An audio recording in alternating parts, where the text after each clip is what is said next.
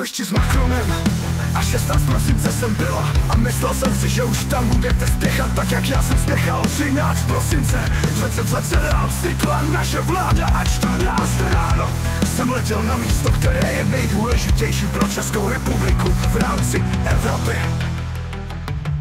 Vysvětlení věcu.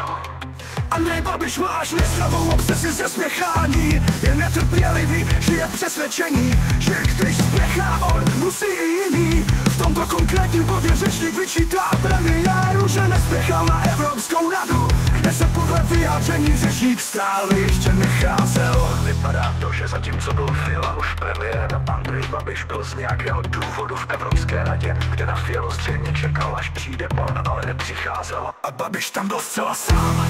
Bez Fialy, což ho znervozňovalo navíc. Tam někdy v té době nejspíš proběhlo zničení F4 Fialou. Andrej Babiš dále připomíná, že s ničím nesouvisí, že hned druhý den, kdy vznikla jeho vláda, odletěl na místo, které je nejdůležitější místo pro Českou republiku. Jestli to bylo Čapí místo, jaké místo je nejdůležitější pro Českou republiku a kam Andrej Babiš ten po vzniku slavně odletěl, bude podrobeno dalšímu výzkumu. Babiš, a vy máte obrovskou výhodu. Máte předsednictví, měl jste obletět celou Evropu. Já bych ji obletěl tím Airbusem každý den alespoň 3 premiéři a s každým bych mluvil i o emisních povolenkách. Tomu se dostanu a místo toho jste řešil Ukrajinu.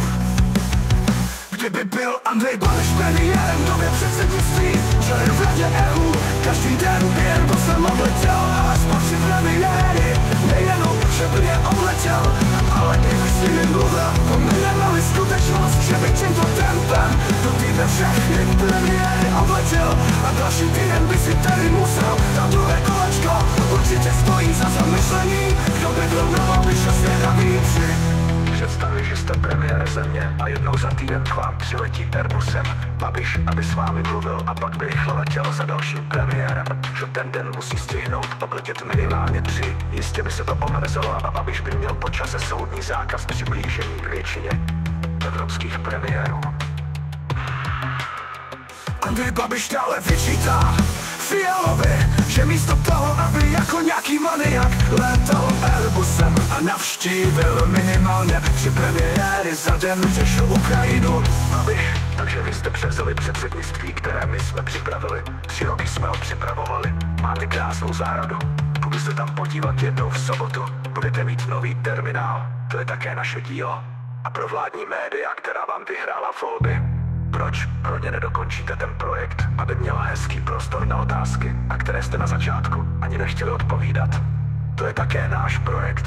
Zde už je patra na Babišovi, únava a zjevně se mu rozutíkaly myšlenky.